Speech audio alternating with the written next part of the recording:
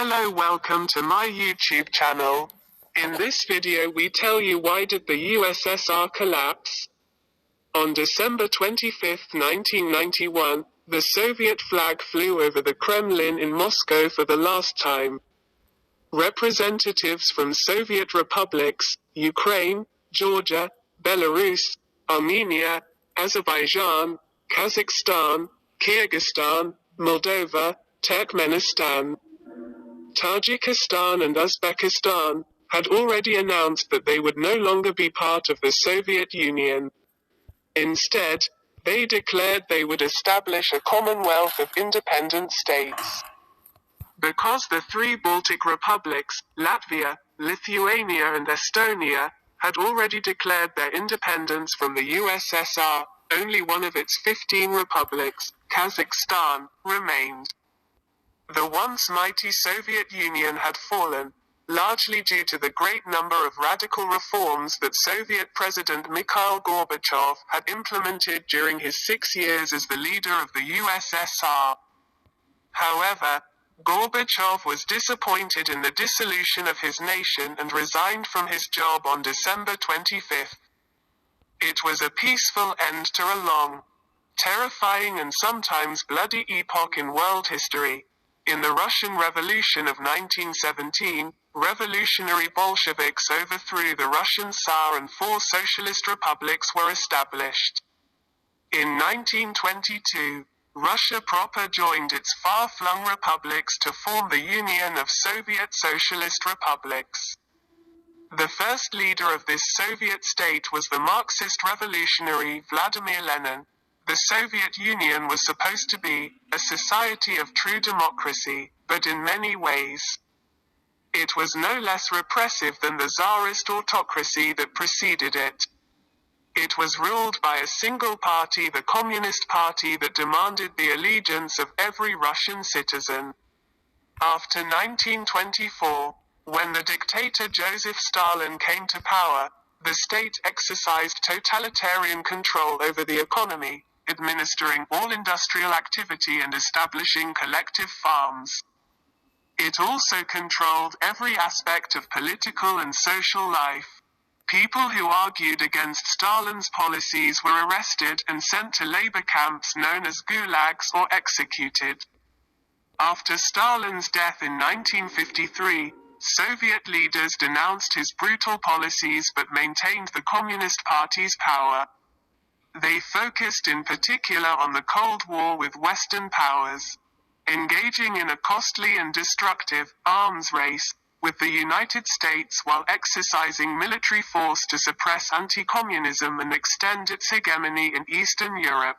In March 1985, a longtime Communist Party politician named Mikhail Gorbachev assumed the leadership of the USSR. He inherited a stagnant economy and a political structure that made reform all but impossible.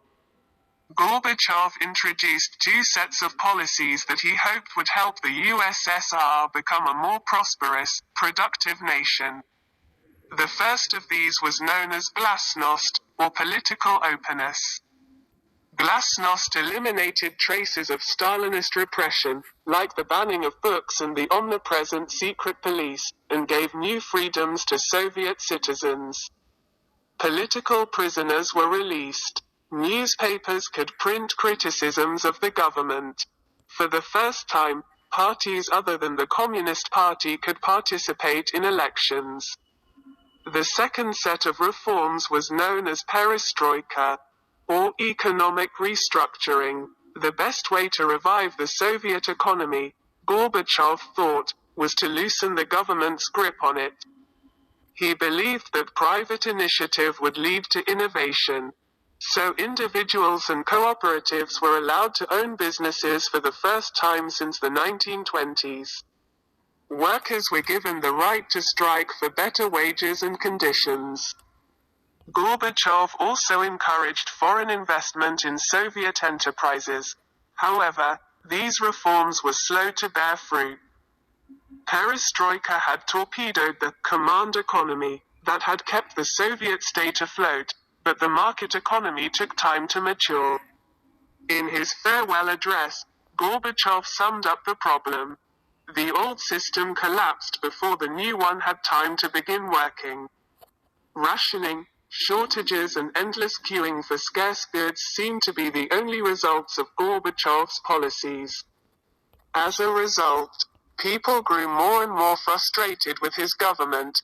Gorbachev believed that a better Soviet economy depended on better relationships with the rest of the world, especially the United States. Even as President Ronald Reagan called the USSR the evil empire and launched a massive military buildup, Gorbachev vowed to bow out of the arms race.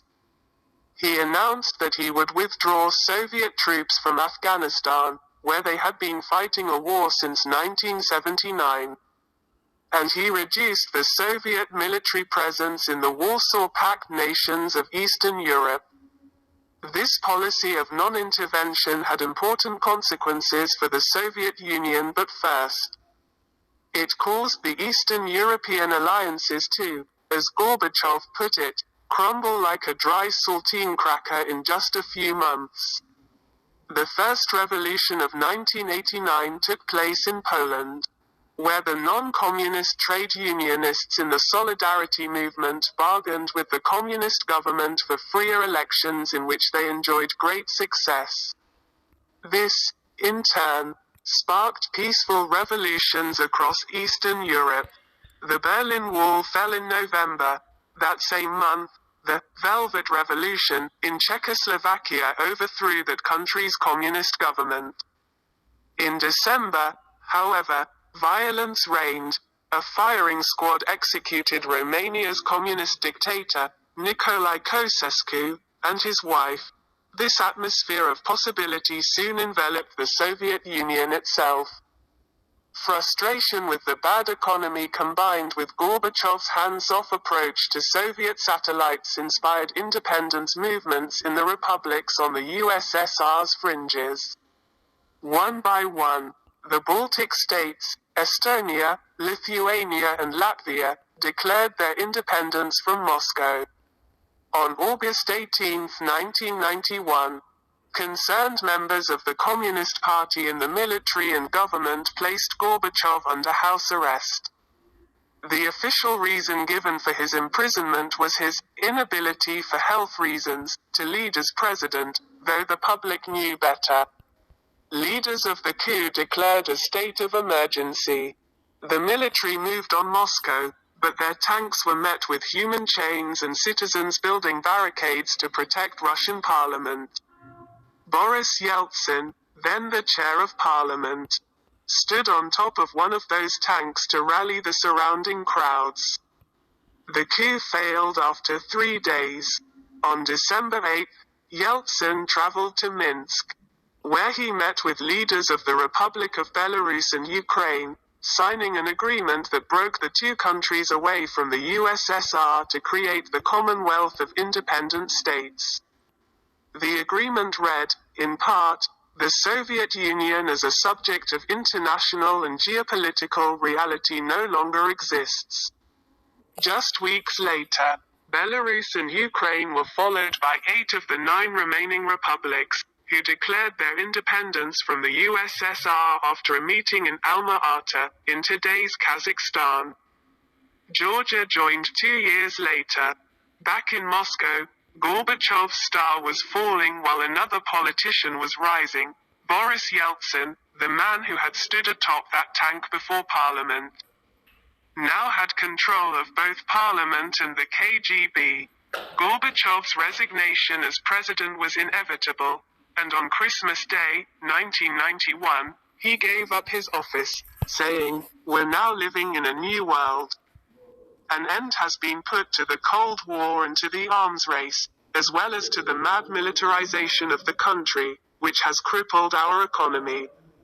Public attitudes and morals. The mighty Soviet Union had fallen.